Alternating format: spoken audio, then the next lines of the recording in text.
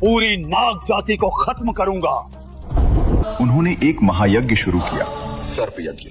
ये यज्ञ कोई साधारण यज्ञ नहीं था। इसमें मंत्र पढ़े जाते थे और हर मंत्र के साथ एक नाग का नाम लिया जाता था और वो नाग चाहे कहीं भी हो खिंचता चला आता था सीधे उस धधकती अग्नि में। मंत्र शुरू हुए, आग धधकने लगी और नाग एक एक करके उस अग्नि में गिरने लगे। छोटे नाग, बड़े नाग, बूढ़े, बच्चे, माताएं, सब। नागलोक में हाहाकार मच गया। चारों तरफ चीखें थीं, रोना था, दर्द था। वो श्राप सच हो रहा था जो कद्रू ने कभी गुस्से में दिया था। और वासुकी, वो नागलोक में बैठे थे और हर उस आवाज को सुन रहे थे। हर मंत्र के साथ एक नाम, हर नाम के साथ एक चेहरा, हर चेहरे के साथ एक याद। यह तो मेरे दरबार का सेवक था। यह तो मेरे भाई का मित्र था। यह तो अभी बच्चा था। वासुकी की आंखें भर आईं। जो राजा कभी नहीं रोए थे, समुद्र मंथन के दर्द में नहीं रोए, त्रिपुर दहन में नहीं रोए, आज रो रहे थे। उनकी प्रजा जल रही थी, उनके भाई जल रहे थे और वो कुछ नहीं कर सकते थे क्योंकि ये श्राप था, उनकी अपनी माँ का श्राप। वासुकी के मन में एक ही सवाल था, क्या एक माँ की गलती की सजा हमेशा बच्चों को मिलती है? क्या एक झूठ पूरे वंश को मिटा सकता है? वासुकी ने आंखें बंद की, शिव को याद किया, मन ही मन बोले, प्रभु, मैंने हमेशा सबकी मदद की, आज मेरी मदद करो, रास्ता दिखाओ। दोस्तों, वासुकी की प्रार्थना सुनी गई। दरअसल बहुत पहले जब ये श्राप दिया गया था, तब ब्रह्मा जी ने वासुकी को एक उपाय बताया था। उन्होंने कहा था, वासुकी, तुम्हारी बहन जरत्कारु का विवाह ऋषि जरत्कारु से होगा। उनका एक पुत्र होगा, आस्तिक, और वही आस्तिक एक दिन इस सर्प यज्ञ को रोकेगा। वासुकी को वो बात याद आई। उन्होंने अपनी बहन मनसा देवी की ओर देखा, जो खुद दर्द में थी, खुद रो रही थी। वासुकी ने कहा, बहन, तेरा बेटा ही हमारी आखिरी उम्मीद है। मनसा देवी ने अपने आंसू पोंछे, बोली, भाई आस्तिक जाएगा, हमारा वंश बचेगा। आस्तिक युवा थे, तेजस्वी थे, वेद ज्ञान से भरे हुए। वो उस यज्ञ स्थल पर पहुंचे जहां आग धधक रही थी, मंत्र गूंज रहे थे, हर तरफ भय था। लेकिन आस्तिक निडर थे।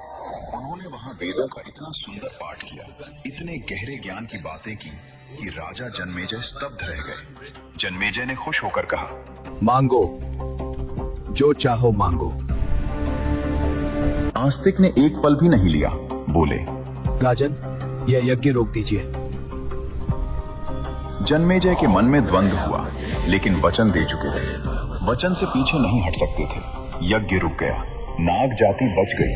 नागलोक में उत्सव हुआ, आंसू और खुशी दोनों एक साथ। और वासुकी, वो झुककर आस्तिक के पैरों में गिर गए, बोले, तुमने आज मेरे पूरे वंश को जीवन दिया, मैं तुम्हारा ऋणी हूं। एक राजा का सबसे बड़ा धर्म यही था, अपनी प्रजा को बचाना, और वासुकी ने वो धर्म निभाया। दोस्तों, वासुकी की महानता का सबसे बड़ा प्रमाण मिलता है भगवद गीता में। कुरुक्षेत्र के युद्ध क्षेत्र में जब अर्जुन टूट गए थे, जब उनके हाथ से गांडीव छूट रहा था, तब भगवान कृष्ण ने अपना विराट स्वरूप दिखाया और कहा, मैं सब में हूँ, देवताओं में इंद्र हूँ, नदियों में गंगा हूँ, मासों में मार्गशीर्ष हूँ, और सर्पों में मैं वासुकी हूँ। गीता का 10वां अध्याय, विभूति योग। जब भगवान ने खुद कहा, सर्पों में मैं वासुकी हूँ, इससे बड़ा सम्मान, इससे बड़ा प्रमाण और क्या हो सकता है। आज भी हर साल श्रावण मास में नाग पंचमी मनाई जाती है। उस दिन नागों की पूजा होती है, दूध चढ़ाया जाता है। ये पूजा किस लिए? वासुकी की याद में, उनके त्याग की याद में, उस राजा की याद में जिसने कभी मांगा नहीं, बस दिया। और हर शिवलिंग पर जो नाग लिखता है वो वासुकी है। आज भी हर मंदिर में, हर शिवलिंग पर वो आज भी अपने भगवान की सेवा में है। तो दोस्तों, ये थी वासुकी की वो अद्भुत गाथा। वो नाग जिसने तपस्या से शिव को पाया, वो राजा जिसने खुद को रस्सी बनने दिया ताकि अमृत निकले, वो भक्त जिसने हलाहल के दर्द में भी अपने भगवान को थामे रखा, वो रक्षक जिसने अपनी पूरी प्रजा को बचाने के लिए रास्ता निकाला, और वो महान आत्मा जिसके बारे में खुद भगवान कृष्ण ने कहा, सर्पों में मैं वासुकी हूँ। वासुकी हमें सिखाते हैं, सच्ची भक्ति वो नहीं जो मांगती है, सच्ची भक्ति वो है जो देती है। सच्चा राजा वो नहीं जो सिंहासन पर बैठे, सच्चा राजा वो है जो प्रजा के लिए खड़ा हो। और सच्चा प्रेम वो नहीं जो दिखावे में हो, सच्चा प्रेम वो है जो दर्द में भी साथ ना छोड़े। अगले वीडियो में हम लाएंगे शेष नाग का रहस्य, तक्षक की कहानी और नागलोक का अनजाना इतिहास। अगर इस कहानी ने आपके मन को छुआ हो तो लाइक जरूर करें, कमेंट में लिखें जय नागराज वासुकी और बताएं कि आपको वासुकी की कौन सी बात सबसे ज्यादा पसंद आई। चैनल को सब्सक्राइब करें और बेल आइकन दबाएं ताकि कोई कहानी छूटे नहीं। अगले वीडियो में मिलते हैं एक और रहस्यमय यात्रा के साथ। तब तक के लिए जय महादेव, जय नागराज।